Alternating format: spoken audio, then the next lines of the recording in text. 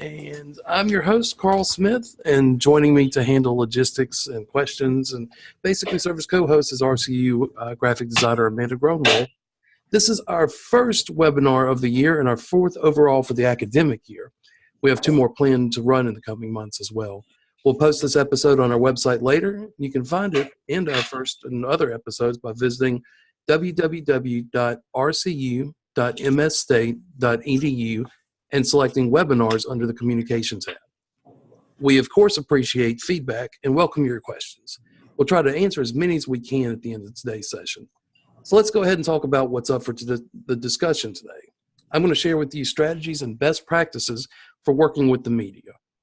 Cultivating a good relationship with reporters at your local newspaper and TV station is one of the easiest ways to ensure your CTE program story is told to your community. I'll also give you a few photography tips as well, as it's important to have art to go along with any submitted stories for your own social media accounts. But before we begin, I'll give you a little bit of my background. I've worked in newspapers both as a college student and as a professional for almost a decade. I've covered education from K to 12 to state institutions of higher learning throughout that time, and my roles included everything from an independent reporter to a newsroom manager and leader. So let's get started on the first thing to do when trying to work with the media. That's going to be reaching out and researching your local media outlets. First thing you need to do really is to identify what media outlets are in your town, county, or market. Most cities and counties have at least a daily or weekly newspaper, and some have a local radio station as well. In bigger markets, newspapers also publish magazines, and bigger markets also have network TV affiliates that cover their area. Once identified, you need to learn how content is produced and by whom at these places. Finding out when a newspaper hits the racks or when a TV news broadcast airs is really easy to do. But ask yourself, when do reporters write and produce their stories? When are deadlines for content submission from your end?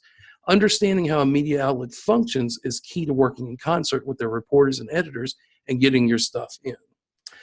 The second thing you need to do is identify the reporters. In small newspapers, especially weeklies, they have smaller staffs. That means that typically one or two reporters are responsible for almost all content from that area. Larger newspapers usually have a reporter that focuses on education as one of his or her beats, while some newspapers even have features writers as well that can cover education.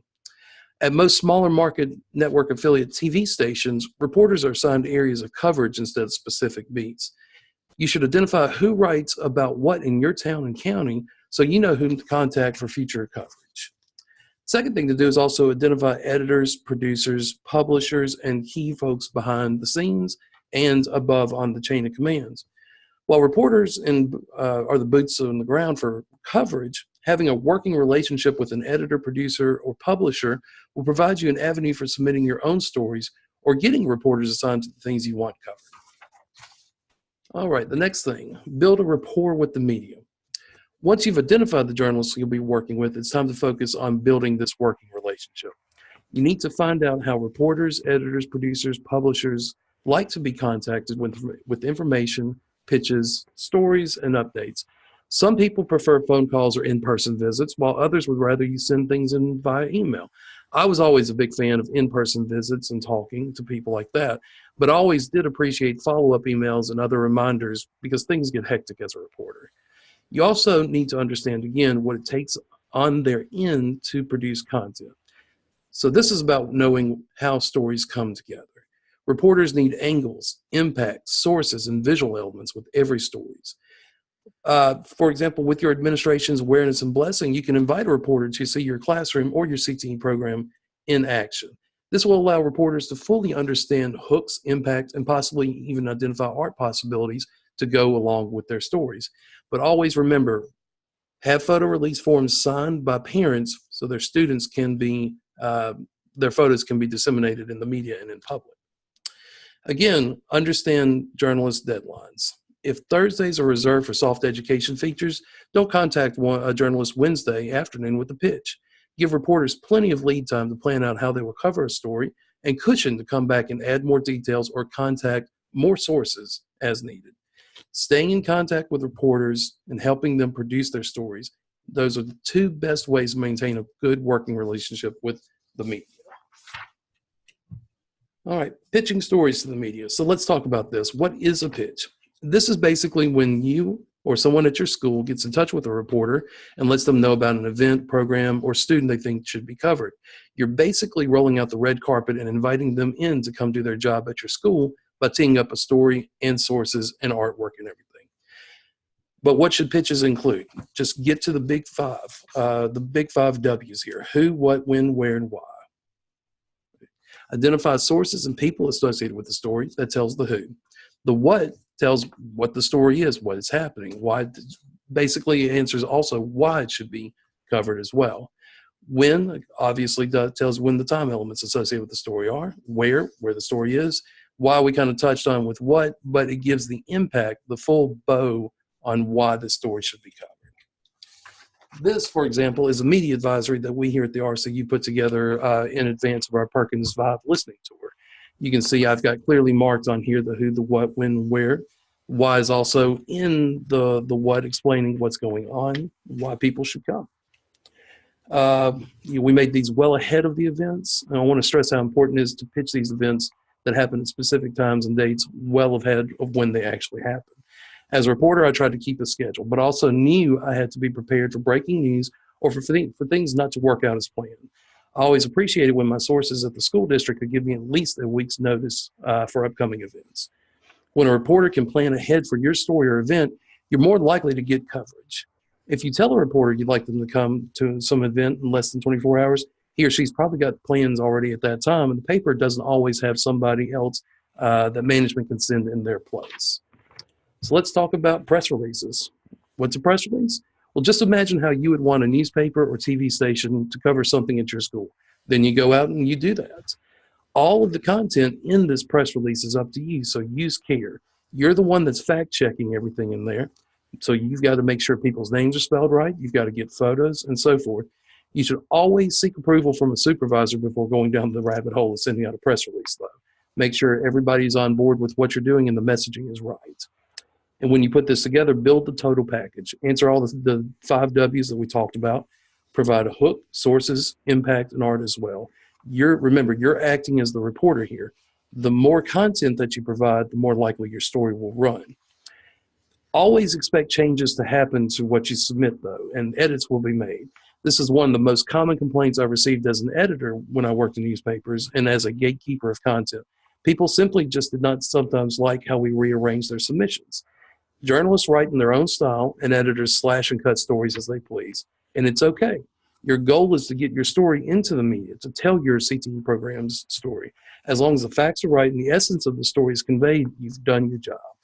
Once again, adhere to deadlines. Again, if you want it to run by a certain date, find out when an editor needs the story submitted. And always work with editors and producers ahead of their deadlines to make sure you've submitted everything you need for a press release to run. Sometimes editors will call you for clarifications or even more content. If you don't provide time for these additions to be made, your story probably won't run on time. So let's talk about monthly updates and briefs here. As with press releases, editors and producers love monthly briefs and monthly updates because they can serve as easy automatic content. Think of these as quick in and out pieces of content, basically micro content. I've got an example here. A CTE director can take a few photos of his school's classes in action, and they can send those pictures to a local newspaper after identifying the students in each picture. Always discuss monthly options with producers and editors to come up with different ideas. You could approach media outlets with other things like student teacher of the week or month pieces, weekly photo updates, and so forth. Agree on what the school will provide and how often. And I would stress, don't overcommit to something that you can't always deliver on.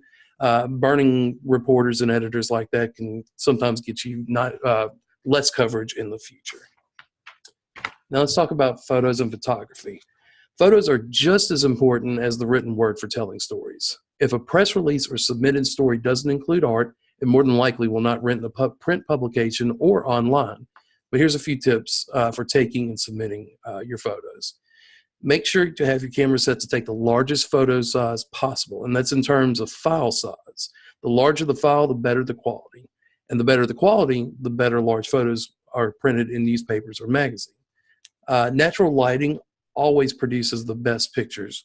So you just take advantage of natural light coming through windows, or even take classes and students outdoors as you can.